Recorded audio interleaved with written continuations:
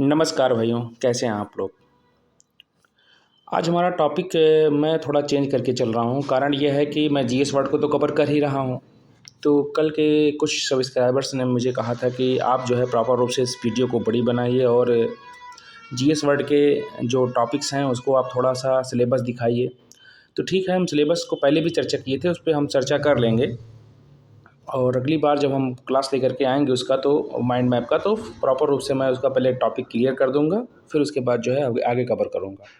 फिलहाल ये संस्कृति आईएएस का ये जो है सामान्य अध्ययन का पॉलिटी का नोट्स है। तो राजेश मिश्रा सर जो है इसको लिखे हुए हैं, तो चलिए हम इसको देखते हैं इसमें क्या क्या चीज़ें हैं।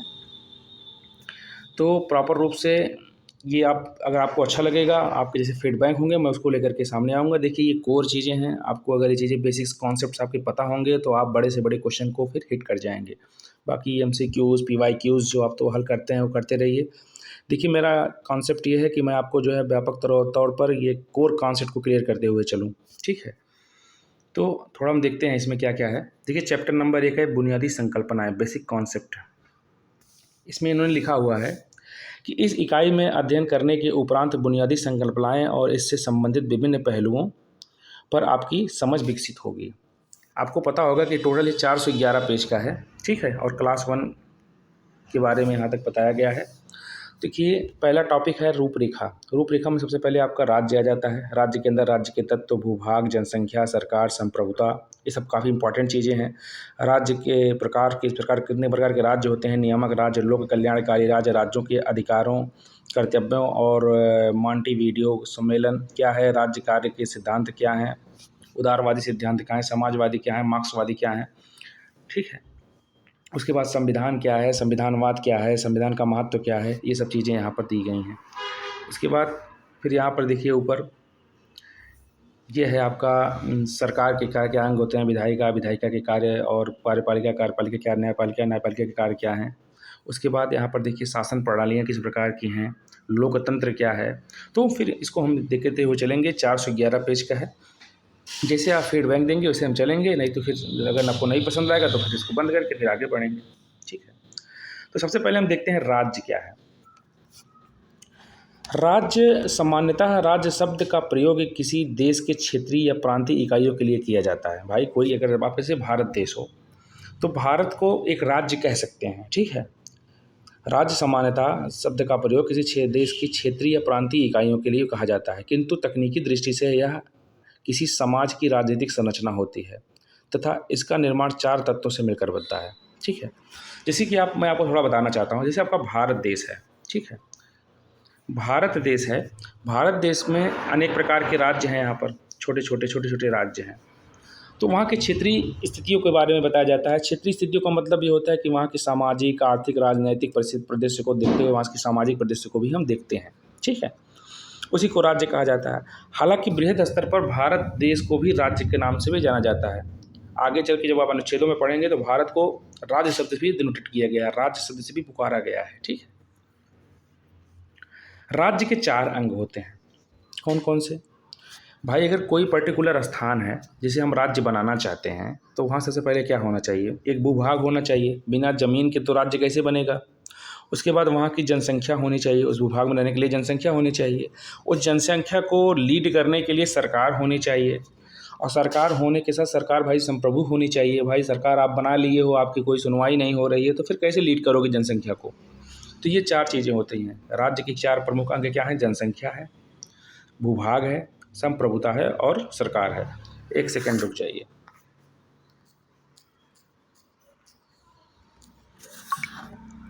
ठीक है, तो यहाँ पर जो है सबसे इम्पॉर्टेंट चीज़, तो इन सब में सारी चीज़ें हैं लेकिन संप्रभुता सबसे इम्पॉर्टेंट होती है। भाई आप, सरकार आपकी है, आप संप्रभु नहीं हो, स्वयं निर्णय में लेने में सामर्थ्यवान नहीं हो, तो फिर कैसे आपका निर्णय लेगा और कैसे आप कार्य कर पाओगे वहाँ पर? तो ये चीज़ें होनी चाहिए। चलिए देखते हैं भूभाग, रीजन। राज्य का भौतिक आधार एक प्रदेश होता है, ठीक है, अर्थात एक निश्चित भौगोलिक प्रदेश जिस पर उस राज्य की सरकार अपनी राजनीतिक गतिविधियां संपन्न करती है, उसे हम भूभाग कहते हैं, रीजन कहते हैं। जनसंख्या क्या है? उस भूभाग पर निवास करने वाले लोगों का समूह जो राजनीतिक व्यवस्था से संचालित होता हो। ऐसा नहीं है कि आप आदिवासी के क्षेत्रों में रहो, वहाँ कोई राजनीतिक व्यवस्था नहीं है तो उसे राज्य नहीं कहेंगे। भाई आप नियमों से करबद्ध होकर के चलिए, ठीक है। सरकार क्या कहेगी, गवर्नमेंट क्या होता है, एक या एक से अधिक व्यक्तियों का समूह जब कुछ उद्देश्यों की प्राप्ति के लिए संगठित होते हुए एवं व्यवहारिक स्तर पर राजनीतिक शक्ति का प्रयोग करते हैं, उसे हम सरकार कहते हैं। संप्रभुता, सोवेरेंटी, ये क्या है, निश्चित भूभाग और जनसंख्या के बीच निर्णय लेने के लिए पूरी शक्ति सरकार के पास हो तथा वो बाहरी नियंत्रण से मुक्त हो, तो संप्रभुता को राज्य की आत्मा कहते हैं। राज्य के अस्तित्व के लिए ये चारों तत्व अनिवार्य हैं, क्योंकि किसी भी तत्व की अनुपस्थिति में राज्य की अवधारणा पूरी नहीं होगी। मैंने आपको ऊपर ही समझा दिया था, छोटे में ही समझा दिया था, तो आप समझ गए होंगे कि एक निश्चित भूभाग होना चाहिए, उसके बाद वहाँ पर रहने के लिए जनसंख्या होनी चाहिए, जनसंख्या को लीड करने के लिए एक सरकार होनी चाहिए, और सरकार ऑब्वियसली जो है वो संप्रभु होनी ही चाहिए। बिना संप्रभुता के कुछ नहीं होता है, फिर आप निर्णय ही नहीं ले पाओगे तो क्या मतलब रह जाएगा। अब राज्य के प्रकार, टाइप्स ऑफ स्टेट। मुख्यतः राज्य दो प्रकार के होते हैं, एक नियामक राज्य जिसे हम रेगुलेटरी स्टेट कहते हैं। ये क्या होता है, नियामक राज्य उदारवाद की विचारधारा पर आधारित होते हैं, इन्हें पुलिस स्टेट भी कहा जाता है, ठीक है। ऐसे राज्यों का कार्य राजस्व संग्रहण, विधि व्यवस्था की स्थापना, न्याय व्यवस्था तथा वैदेशिक संबंधों के तक सीमित होता है। मतलब वो न्याय व्यवस्था देखेंगे, वैदेशिक संबंध देखेंगे और राजस्व का संग्रहण करेंगे, व्यवस्था की स्थापना करेंगे, ठीक है। लोक कल्याणकारी राज्य क्या है, तो पहला क्या था आपका, पहला था आपका नियामक राज्य और दूसरा है आपका लोक कल्याणकारी राज्य, पब्लिक वेलफेयर स्टेट्स। लोक कल्याणकारी राज्य के बारे में पंडित नेहरू ने कहा था, सबके लिए समान अवसर पैदा करना। अब समता और समानता में अंतर होना चाहिए, ठीक है। समता का मतलब आप जानते हैं क्या होता है, यही तो क्लियर नहीं होता। समानता, सभी को समानता का अधिकार और सब एक बराबर हो, लेकिन समता, भाई संसाधनों का इस प्रकार से वितरण करो कि पर्टिकुलर एक एक व्यक्ति को समता के आधार, मतलब उस संसाधन का जो इसकी योग्य हो उस अनुपात में उसको वितरित किया जाए, ठीक है। इसे समता कहते हैं। आगे इस चीज़ को क्लियर करेंगे हम। तो लोक कल्याणकारी राज्य के बारे में पंडित नेहरू ने कहा था, सबके लिए समान अवसर पैदा करना, अमीर और गरीब के बीच अंतर मिटाना, जीवन स्तर को ऊपर उठाना और लोक कल्याणकारी राज्य की आधारभूत तत्व है, ठीक है। मतलब दोनों में जो खाई है उसको ख़त्म कर देना, ये समाजवाद की विचारधारा थी, यही इसमें यहाँ पर लागू हो रहा था। ये वेलफेयर स्टेट के बारे में बात कर रहे थे। सामान्यतः राज्य के कार्य क्षेत्र का विस्तार लोक कल्याणकारी राज्य के रूप में भी परिलक्षित होता है। लोक कल्याणकारी राज्य व्यक्तिगत स्वतंत्रता के साथ साथ सामाजिक और आर्थिक न्याय सुनिश्चित करने का लक्ष्य रखते हैं। सामाजिक न्याय क्या होता है, सोशल जस्टिस। आप एक टॉपिक पढ़ेंगे, आप यूपीएससी या यूपीपीसीएस के जब आप सिलेबस में काउंट करेंगे, तो सोशल जस्टिस का मतलब होता है समाज में जो नियम और विधियां कानून बनाई गई हैं उस नियमों और विधियों की अनुकूलता के अनुसार आपको न्याय दिया जाए, ठीक है। अब ये है कि बदलते परिवेश में ये शब्द को मैं बोल रहा हूँ अप्रासंगिक होता दिखाई दे रहा है, क्योंकि यहाँ प्रशासन अक्षमता और एडमिनिस्ट्रेटिव ईगोइज्म जो है हमारे यहाँ के अधिकारियों के ऊपर ये जोर शोर करके बैठा हुआ है। इसका मुख्य कारण ये है कि भ्रष्ट नेता और अनपढ़ नेता जो है इनके ऊपर बैठे हुए हैं, ये जान रहे हैं कि हमारे साथ कुछ होगा नहीं, और न्यायपालिका के ऊपर इतना दबाव है कि वो कुछ कर नहीं पा रहा है। तो इसी कारण जो है ऐसी गतिविधियाँ हो रही हैं और ये अधिकारी नेता के साथ मिल करके जनता का शोषण कर रहे हैं। ये मैं बहुत फैक्ट चीज़ें बोल रहा हूँ, एकदम 100% बोल रहा हूँ। कोई भी गवर्नमेंट आ जाए, कोई भी सरकार आ जाए, वो ये गतिविधि में संलिप्त होगी, चूँकि ऐसा मैकेनिज्म यहाँ बन गया है, ठीक है।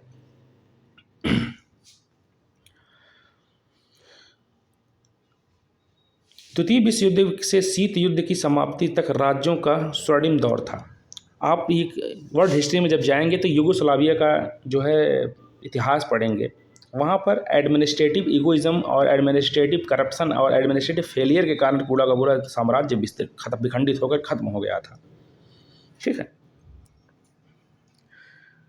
राज्य के अधिकारों, कर्तव्यों और मॉन्टेविडियो सम्मेलन क्या है। दिसंबर 1993 में मॉन्टेविडियो में अमेरिकी राज्यों के सम्मेलन में राज्यों के अधिकारों एवं कर्तव्यों के संबंधित अभिसमय पर हस्ताक्षर हुए। इस अभिसमय के प्रथम अनुच्छेद में राज्य के 4 निम्नलिखित आवश्यक तत्वों को उल्लेखित किया गया है, ठीक है। एक होती है जनसंख्या, एक निश्चित प्रदेश, एक सरकार और एक अन्य राज्यों के साथ संबंध स्थापित करने की क्षमता। इसी अभिसमय में सर्वप्रथम राज्यों के अधिकारों और कर्तव्यों का उल्लेख किया गया था। अब राज्य के सिद्धांत देखते हैं। Principle of state functions. राज्यों के कार्य के उदारवादी सिद्धांत क्या हैं? Liberal principle of state functions. उदारवाद के मूल सिद्धांत निम्नलिखित हैं, जैसे कि मानव विवेक पर विश्वास, इतिहास और परंपराओं का विरोध, मानवीय स्वतंत्रता की धारणा में विश्वास, और व्यक्ति साध्य तथा राज्य साधन होगा। मतलब जो अंतिम साध्य होगा वो व्यक्तित्व होगा, लेकिन राज्य उसका एक साधन के रूप में कार्य करेगा।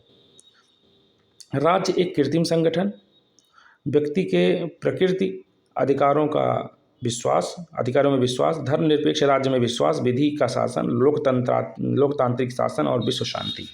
तो ये है राज्य की उदारवादी liberal principle of state functions के कॉन्सेप्ट हैं। राज्य के कार्यों का समाजवादी सिद्धांत, socialist principal of state functions में समाजवाद के मूल सिद्धांत निम्नलिखित हैं: उत्पादन के साधनों पर नियंत्रण, सामाजिक न्याय, संघर्ष के स्थान पर सहयोग की भावना, ठीक है, लोकतांत्रिक प्रक्रिया का प्रयोग और वितरण मूलक न्याय। अब मैं ये सब बोल रहा हूँ जो लोकतांत्रिक प्रक्रिया का उपयोग। लोकतंत्र क्या होता है? लोकतंत्र का मतलब ये होता है कि लोगों द्वारा निर्मित किया गया एक तंत्र, एक जो व्यवस्था है वो लोगों द्वारा निर्मित किया हो, अर्थात जनता प्रत्यक्ष रूप से जो हमारा जो नेतृत्व करता हो उसको जो है प्रत्यक्ष रूप से हम जब उसको प्रतिनिधित्व करने के लिए भेजते हैं उसको हम लोकतंत्र कहते हैं, और इसके द्वारा निर्मित व्यवस्था को हम तंत्र कहते हैं। ठीक। वितरण मूलक न्याय, मैंने आपको कहा था समता और समानता में, तो वितरण मूलक न्याय यही है, समता वाला। राज्य के कार्यों का मार्क्सवादी सिद्धांत, Marxist principal of state functions. राज्य शक्ति का प्रतीक, राज्य द्वारा करारोपण और राज्यों के विभाजन का आधार प्रादेशिक होगा। ठीक है, प्रदेशों के आधार पर बांटा जाएगा। अब हम देखते हैं थोड़ा संविधान के बारे में। देखिए, कॉन्स्टिट्यूशन शब्द की उत्पत्ति लैटिन भाषा के शब्द कॉन्स्टिट्यूट से हुई है, जिसका अर्थ है शासन करने का सिद्धांत, यानी कि किसी देश का शासन जिन नियमों और सिद्धांतों के अनुसार चलता है उसे हम संविधान कहते हैं। सामान्यतः संविधान का अर्थ ऐसे नियमों, विधियों एवं सिद्धांतों से है जिसके अनुसार किसी संगठन को संचालित किया जाता है। ठीक है, संविधान किसी भी संगठन या संस्था के लिए बनाया जा सकता है, लेकिन किसी देश का संविधान विशेष महत्व रखता है। बेसिकली आप जब कोई संस्था बनाते हैं छोटा मोटा, तो उसके लिए आप नियम विनियम बनाते हैं भाई कि ये नियम ऐसा चलेगा, इसमें ये कौन जो है अध्यक्ष होगा, कौन उपाध्यक्ष होगा, इसके क्या कार्य होंगे, इसके काम कहाँ लिखा गया है। आप उसके कर क्षेत्राधिकार से बाहर जाएंगे, खाका खींचा जाता है ना कि लाइन आप अपनी सीमा को क्रॉस मत करिए, तो सीमा कहाँ लिखा गया है? इस संविधान में लिखा गया है। तो बेसिकली इसी प्रकार देश की भी एक सीमा, उसके कार्य, उसके जो वेतन हैं, उसके भत्ते जो हैं और उसके अधिकारों के बारे में सारी चीज़ें लिखी होती हैं। वो जहाँ लिखी होती है उसे संविधान कहते हैं। बस,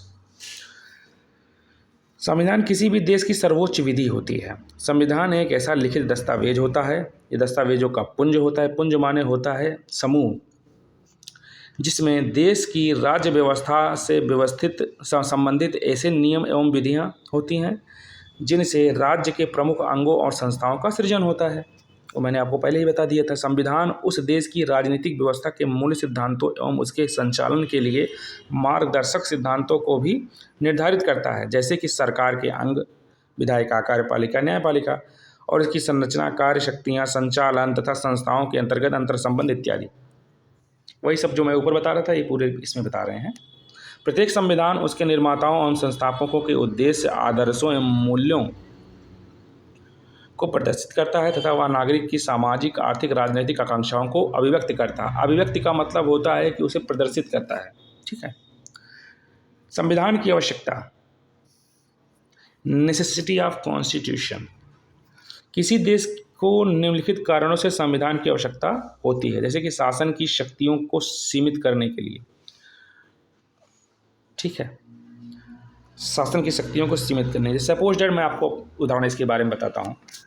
जैसे आपका भारत देश है, और इस समय शासन में जो है योगी जी और मोदी जी हैं, ठीक है। यदि अपने अधिकारों का ये दुरुपयोग मान लीजिए करने लगें, तो इनको अधिकारों को दुरुपयोग को रोकने के लिए कहाँ पर चीज़ें लिखी गई कि आप इस सीमा को क्रॉस नहीं कर पाएंगे, संविधान में लिखा गया है। तो वही है, शासन की शक्तियों को सीमित करने के लिए। कौन इसको रोकेगा? तो सुप्रीम कोर्ट रोकेगा, इनके ऊपर बैठा हुआ है वो, ठीक। राजतंत्रों और कुलीन तंत्रों से मिले सबक के कारण, जो हमने राजतंत्रों के दंश झेला है, कुलीन तंत्रों से, सामंतवादियों से जो हमने दंश झेला, इसी सबक के कारण हमने संविधान को बनाने के लिए आवश्यक समझा और इसी से हम संविधान बनाए हुए हैं। व्यक्ति और नागरिकों के अधिकारों की रक्षा के लिए, वर्तमान और भावी पीढ़ियों की अभिलाषा को पूर्ण करने के लिए, ठीक है। अब देखते हैं हम संविधान का विकास, डेवलपमेंट ऑफ कॉन्स्टिट्यूशन। संविधान का विकास में निम्नलिखित महत्वपूर्ण तत्व हैं। संविधान के विकास में प्रथाओं और परंपराओं को महत्वपूर्ण भूमिका होती है। भाई, आप संविधान को निर्माण कर रहे हैं, ठीक है, लेकिन आप जो परंपराएं हैं और प्रथाएं हैं, आप उनको जो है अनदेखा नहीं कर सकते हैं। ब्रिटेन का संविधान अधिकांशतः प्रथाओं और परंपराओं पर ही आधारित है। साथ ही यूएसए, भारत और देशों का संविधान भी इनसे प्रभावित हुआ है। प्रथाएं और परंपराएं मानवीय सभ्यता के विकास से जुड़ी हुई हैं, आपकी आइडेंटिटी को बताती हैं, आपकी पहचान को बताती हैं, ठीक है। धर्म का बेसिक कॉन्सेप्ट होता है, धर्म जैसे एक पेड़ है, तो प्रथाएं परंपराएं जो हैं उसकी टहनियाँ हैं। आप प्रथाएं और परंपराओं को धर्म से अलग नहीं कर सकते हैं, ठीक है। यदि आप इससे अलग करेंगे तो वो फिर धर्म खंडित हो जाएगा। तो बेसिकली आप कह सकते हैं कि परंपराएं और प्रथाएं जो होती हैं धर्म का वृक्ष लगाती हैं, और आगे चल कर के ये संस्कृति, धर्म जो है संस्कृति का निर्माण करता है और सभ्यता जो है वो धीरे धीरे आगे बढ़ती रहती है। हालांकि संस्कृति अमूर्त रूप है, जबकि सभ्यता एक मूर्त रूप है, ठीक। प्रथाएं और परंपराएं मानवीय सभ्यता के विकास से जुड़ी हुई हैं, अतः इसे इनके साथ भावात्मक लगाव भी होता है। इस कारण से इनका प्रभाव संविधान में भी देखा जाता है, ठीक है।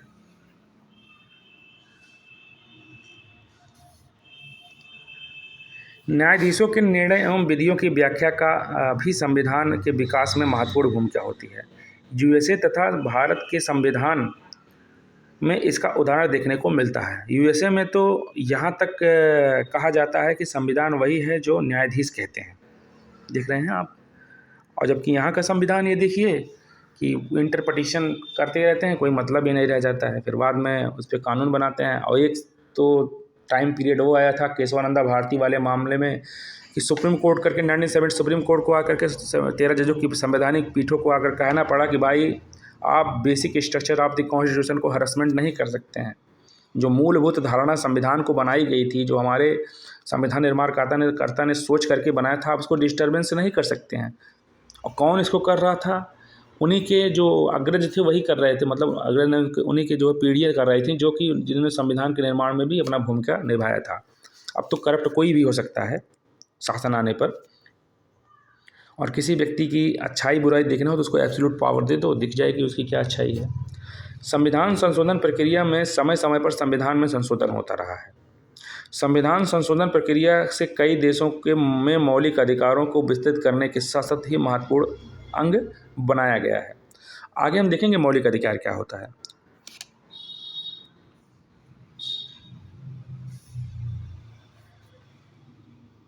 ये ऊपर वाला आपने समझा यहाँ से कि नहीं समझा कि संविधान में संशोधन की प्रक्रिया, भाई हमारा जो संविधान बना हुआ है तब से वर्तमान लेकर के लगभग 105 संविधान संशोधन हो चुके हैं, जो मोटा मुझे याद है।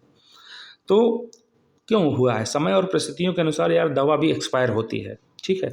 तो संशोधन जो है अपेक्षित है, जो कि निरंतर समय और परिस्थितियों के अनुसार जो है समाज में बदलाव हो रहे हैं। हम भूमंडलीकरण के इस दौर में एक दूसरे की संस्कृति और सभ्यता को अडॉप्ट कर रहे हैं। हम संरक्षणवादी नहीं हैं कि पर्टिकुलर एक हम संस्कृति को लेकर के बैठे रहें और उस जो है सामने वाले संस्कृति को हम कोई तवज्जो न दें। हम सबके अच्छी चीज़ों को अडॉप्टेशन करने का गुण रखते हैं। यही चीज़ें हमारे संविधान में भी निर्मित हो रही थी। जब संविधान का निर्माण हो रहा था तो सभी देशों की अच्छी चीज़ों को हमने अडॉप्ट किया था। हालांकि बदलते परिवेश में कुछ राजनेताएं और जो कुछ नहीं सभी को मान लीजिए कि जो आने के बाद जो है इन गतिविधियों से वो संलिप्त होकर के नहीं चलती हैं, वो दूरी बना लेती हैं, क्योंकि उनको एब्सोल्यूट पावर चाहिए और उसी के मद में चूर रहती हैं। खैर हम इस पर बात नहीं करेंगे, क्योंकि ये इस क्लास फिर दूसरी तरफ जाने लगेगा। लेकिन जो मैं बोल रहा हूँ यथार्थ रूप से सही है। संविधान का वर्गीकरण, क्लासिफिकेशन ऑफ कॉन्स्टिट्यूशन। उत्पत्ति के आधार पर दो प्रकार का संविधान था, एक विकसित होता है, एक निर्मित संविधान होता है। एक स्वयं विकसित हो जाता है समय और परिस्थितियों के अनुसार, एक निर्मित किया जाता है। प्रथाओं और विधियों के आधार पर लिखित और अलिखित दो प्रकार के संविधान होते हैं। संविधान संशोधन के आधार पर कठोर और लचीला संविधान होता है। तो तीन प्रकार से जो है इसको क्लासिफाइड किया हुआ है, एक संशोधन के आधार पर, एक प्रथाओं और परंपराओं के आधार पर, एक उत्पत्ति के आधार पर। ठीक है, अब देखते हैं उत्पत्ति के आधार पर। बेस्ड ऑफ ओरिजिन, विकसित संविधान। एवेल्युएट जो हुआ है, जो स्वयं विकसित हुआ है। विकसित संविधान का निर्माण संविधान सभा जैसी संस्थाओं के द्वारा एक निश्चित समय पर नहीं किया जाता है, बल्कि ऐसे संविधान विभिन्न प्रथाओं, परंपराओं, न्यायालयों के निर्णयों पर आधारित होता है। विकसित संविधान का सबसे उत्तम उदाहरण ब्रिटेन का संविधान है। ब्रिटेन के महाराजा, प्रधानमंत्री, मंत्रिपरिषद, संसद और अन्य संस्थाओं की शक्ति को और अधिकार कहीं पर लिखित या अलिखित नहीं है, ना ही उसमें संबंधित नियम और एक निश्चित कालखंड में निर्मित किए गए हैं। तो इसका आप उदाहरण मान सकते हैं, स्वयं जो है अपने अपने आप जो है कालखंडों के अनुसार ये निर्माण हो गए हैं। निर्मित संविधान क्या है? इनेक्टेड कॉन्स्टिट्यूशन क्या है? निर्मित संविधान का निर्माण एक विशेष समय में एक संविधान सभा जैसी संस्थाओं के द्वारा किया जाता है। संविधान सभा में लिखित और अलिखित सामान्यता कठोर होती हैं। यूएसए का संविधान विश्व का प्रथम निर्मित संविधान है, जिसे सन 1787 में फिलाडेल्फिया सम्मेलन में निर्मित किया गया था। स्विट्जरलैंड में एवं भारत का भी संविधान निर्मित संविधान है। जैसे सपोज दैट भारत के संविधान को देखते हैं, जब हमारी संविधान सभा का निर्माण हुआ था तो आपको पता होगा कि हर 10 लाख जनसंख्या पर एक मेंबर चुने गए थे, वो भी अप्रत्यक्ष रूप से।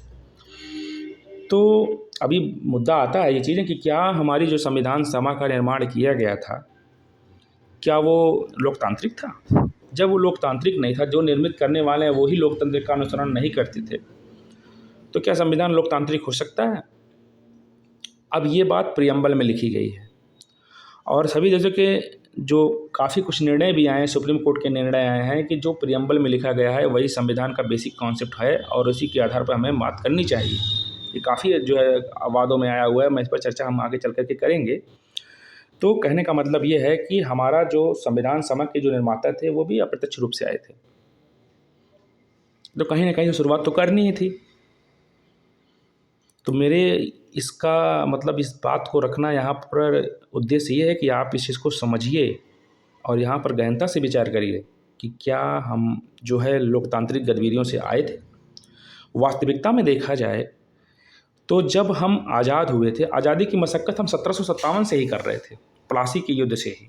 हालांकि वहाँ धर्म के रूप में बंटे थे और अनेकों गद्दारियों से टिके थे। उसके बाद 1857 आया। 1857 की क्रांति में हम लोग भी बटे थे, वहाँ पर भी वहाँ धार्मिक विच्छेदन और लोगों में बिखराव था। अमीर वर्ग, गरीब और कुलीन वर्ग वो साथ नहीं थे।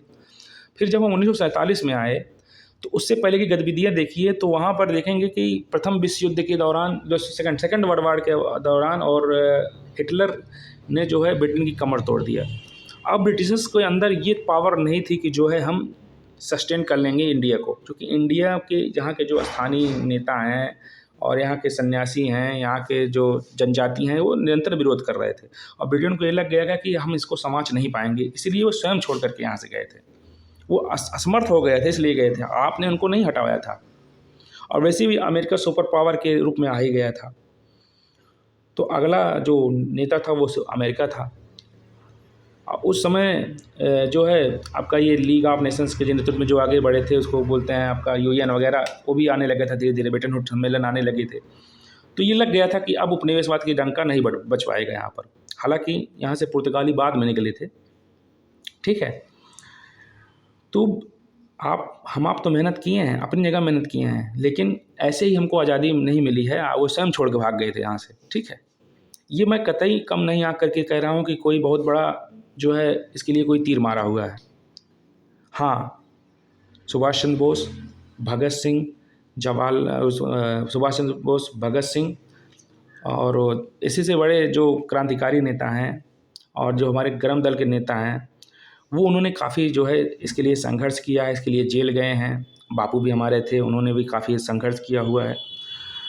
तो अप्रत्यक्ष रूप से तो उन्होंने मेहनत किया था, अंग्रेज़ों के ऊपर जो है नैतिक दबाव बनाया था, लेकिन वो स्वयं छोड़ के कर गए थे। ठीक है, तो विकसित संविधान देखते हैं। निर्मित संविधान हो गया, फिर प्रथाओं और विधियों के आधार पर निर्मित संविधान। प्रथाओं और विधियों के आधार पर जो निर्मित संविधान है, based of uses and laws, लिखित और तथा अलिखित संविधान है। प्रथाओं और विधियों के आधार पर संविधान को दो वर्गों में बांटा गया है, एक लिखित संविधान, एक अलिखित संविधान। देखिए, मेरा कहने का कतई ये मतलब नहीं है कि मैं किसी के त्याग को, किसी की नैतिकता को, किसी की मेहनत को मैं नज़रअंदाज करने का प्रयास कर रहा हूँ या मैं उसको कम करने का दिखावा कर रहा हूँ। कहने का मतलब यह है कि आपको सच्चाई से अवगत होना चाहिए। जाते जाते ब्रिटिशर्स इतने हरामखोर थे कि जाते जाते इन्होंने हम लोग को दो भागों में बांटा है। ये स्वयं नहीं गए थे, ये स्वयं कमज़ोर हो गए थे, इसलिए भगे यहाँ से, और तब भी अपना जहर जो है उन्होंने उगल के गए। तो जो बुरे हैं वो कहीं ना कहीं बुरा करके ही जाएंगे। ठीक है, जैसे आप सपोज डैट समझ लीजिए कि घर का कोई मुखिया आपका हो, मैं आपको उदाहरण दे रहा हूँ, और वो बहुत टाइट हो, एक बेटे को मानता हो, एक बेटे को नहीं मानता हो, या दोनों बेटों को लड़ाता हो। भाई, आप टॉक्सिक रिलेशन आप देखते होंगे, बहुत ज़्यादा बदलते परिवेश में उभर रहा है। तो होता क्या है कि वो अपने को सुपरसीड रखने के लिए दोनों बच्चों को फिर लड़ा सकता है, राजनीति करता रहता है। तो उसमें जो बुद्धिमान होते हैं, जो बच्चा बुद्धिमान रहेगा वो पिता की बातों में हाँ मिलाता है और वो मलाई काटता है, और जो वास्तविकता में सच्चा होता है वो दंड झेलता है, दंश झेलता है, परेशानी झेलता है। तो वैसे ही हमारे नरमगर और गरम दल के जो है नेता थे। देखिए, वो आदमी स्वयं का शासन करने में तो स्वयं अंधा था, लेकिन वो दोनों के लिए हितैषी नहीं था। लेकिन लोगों ने, कुछ ने मलाई काटा और किसने दुख झेला, ये यहाँ पर सोचने वाली बात है। हो सकता है ऐसा भारत के भी जो है आज़ादी के बारे में भी हो। आप इस पर जो है, जब आप सोच करके जो है सारी चीज़ों को देखेंगे तो आपको बेहतर निष्कर्ष निकल के सामने आएगा। हालांकि ये चीज़ें लिखना नहीं है वहाँ पर, मैं भी क्लियर भी कर दे रहा हूँ कि आपको नेगेटिव चीज़ें नहीं लिखनी है, लेकिन आप इसे जानते रहिए, आपको जानकारी का अधिकार है। लिखित संविधान का अर्थ ऐसी लिखित आधारभूत विधियों से है जिसके अनुसार किसी देश का जो है शासन संचालित होता है। लिखित संविधान में प्रावधान विस्तार पूर्वक लिखा होता है, जैसे कि भारत, यूएसए, फ्रांस, जापान आदि देशों का संविधान है। एक देश का संविधान अलिखित भी हो सकता है, यानी कि उस देश के पास ऐसा कोई दस्तावेज नहीं है जिसके द्वारा देश को संचालित करने के नियम बनाए गए हों, और ऐसे देश समय समय पर स्थापित परंपराओं और विधियों से संचालित होते हों, जैसे कि ब्रिटेन का संविधान है। हालांकि हमारे बाबा साहब भीमराव अम्बेडकर ने कहा था, वो आधुनिक भारत के जो है वो आप जान लीजिए कि भगवान है वो। भाई, उन्होंने किसी पर्टिकुलर समुदाय के लिए नहीं लड़ा। आज जो मौलिक अधिकार है उन्हीं की देन है, वो हमारे लिए लड़ रहे थे, और ना उसमें किसी एक धर्म, जाति, समुदाय का, चूँकि शोषण का कोई धर्म, जाति और समुदाय नहीं होता है। शोषण ताकतवर गरीबों पर करता है, ये सच्चाई है। आप इसको जातियों में बांटेंगे, वंश में बांटेंगे, लिंग में बांटेंगे, तो ये गलत है। क्या महिलाओं के साथ शोषण नहीं हो रहा था? क्या जो मजबूत ब्राह्मण हैं वो गरीब ब्राह्मणों पर शोषण नहीं करते हैं? क्या कोई मजबूत जो यदुवंश है वो गरीब ब्राह्मणों पर शोषण नहीं करता है? कोई मजबूत ब्राह्मण है वो गरीब यदुवंशों पर शोषण नहीं करता है? तो आप कैसे कह सकते हैं कि शोषण एक जातिगत मुद्दा है? शोषण ताकत का मुद्दा है, और ताकत का उद्देश्य ये होता है कि लोगों का कल्याण करना, ना कि उस पर शोषण करना, उसको हैरेसमेंट करना। ठीक है, इसीलिए हमारे संविधान बनाए गए हैं। तो एक देश का लिखित संविधान भी हो सकता है और अलिखित भी हो सकता है। ठीक है, लिखित संविधान व्यवस्थित एवं सीमित होता है तथा ऐसे संविधान योजनाबद्ध एवं विशेष उद्देश्य के लिए बनाए जाते हैं। अलिखित संविधान अव्यवस्थित तथा असीमित प्रकृति के होते हैं, इनकी कोई सीमाएं नहीं होती। अब दोनों में बहुत ज़्यादा अंतर नहीं है। भारत का लिखित संविधान है, लेकिन ज़रूरत पड़ने पर उसमें हम संशोधन कर लेते हैं। तो हुआ तो ब्रिटेन के अलिखित संविधान की ही तरह। करना आपको इसी हिसाब से है, तो आप उसको लिखित बनाइए या अलिखित बनाइए, क्या मतलब रह जाता है? नियमों का पालन नहीं करना तो आप नियम बनाते रहिए। हाँ, इन नियमों का पालन तब हो सकता है जब न्यायपालिका को डाइवर्सिफ़ाई किया जाए। हर ज़िले में एक न्यायाधिकरण का और उसके विंग्स का गठन किया जाए, बहुत लंबे पैमाने पर। जितनी कार्यपालिका के विंग्स हों, उतनी ही न्यायपालिका के विंग्स हों। कार्यपालिका न्यायपालिका के ऊपर नज़र बना के देखते रहे। इंस्टीट्यूशन में अगर कोई व्यक्ति जाए तो त्वरित उसको न्याय मिले। देखिए नियमों का पालन कैसे होता है, देश कैसे आगे जाता है। बाकी करप्शन में इसके लिए एक बॉडी बनाई जाए, जनता को जागरूक किया जाए, करप्शन अपने आप खत्म हो जाएगा। कठोर संविधान का तात्पर्य ऐसे संविधान से है जिसमें संशोधन की प्रक्रिया काफ़ी जटिल होती है। कठोर संविधान, देखिए संविधान संशोधन के आधार पर चीज़ें बता रहे हैं। तो कठोर एवं लचीला संविधान, राइज्ड और फ्लेक्सिबल कॉन्स्टिट्यूशन। कठोर संविधान का तात्पर्य ऐसे संविधान से है जिसमें संशोधन की प्रक्रिया काफ़ी जटिल होती है। कठोर संविधान में संवैधानिक विधियों एवं साधारण विधियाँ में मौलिक भेद होते हैं। अन्य शब्दों में कहें तो विधायिका जिस विधि या प्रक्रिया से सामान्य विधियों से निर्मित करती है, उस प्रक्रिया से संविधान में से संशोधन नहीं हो सकता है, जैसे कि यूएसए का संविधान। मैं आपको बताता हूँ। देखिए भारत में संविधान संशोधन भी दो प्रकार का होता है। एक आर्टिकल 368 के तहत संशोधन होता है जो कि कठिन प्रक्रिया होती है, और एक नॉर्मल संशोधन होता है जो कि संसद में उपस्थित में 50% +1 का अगर मतदान करा लिया जाए उपस्थित और मतदान का, तो वो संशोधन पास हो जाता है। और या तो हाथ उठवा करके उसको पास कर लेते हैं, छोटे मोटे जो विधि कानून हैं उसको बनाने के लिए, ठीक है। तो इसी प्रकार से दो प्रकार के संशोधन होते हैं। उसके बाद देखिए लचीला संविधान का तात्पर्य ऐसे संविधान से है जिसकी सामान्य विधि और संवैधानिक विधि के बीच कोई अंतर नहीं होता है। सामान्य विधि क्या होती है, जिसको हम नॉर्मल ढंग से संशोधन कर लेते हैं, और संवैधानिक विधि जिसको 368 के तहत संशोधन होता है। 368 में भी कई प्रकार के संशोधन होते हैं, ठीक है। गार्नर के अनुसार नम्य संविधान वह है जिसको साधारण विधि से अधिक शक्ति एवं सत्ता प्राप्त नहीं है, जो साधारण विधि की भांति बदला जा सके, जैसे कि ब्रिटेन का संविधान। यूएसए के